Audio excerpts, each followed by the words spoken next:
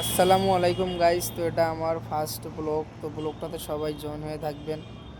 আপনাদেরকে দেখাবো আমি বাইরে আছি, দিল্লি, মনে করি দিল্লিতে আছি। তো আপনাদেরকে দেখাবো কোথায় কাজ করি আর কি করি নাকি সব দেখাবো। চলো, দেখতে পাচ্ছেন এখানে গাড়ি যাইতেছে অনেকগুলো। এখানে রাস্তার পাশেই আমরা থাকি। তো চলো এখন নামা যাক। নামলাম এখন। তো ব্লগটা আপনারা সবাই আমার দেখবেন।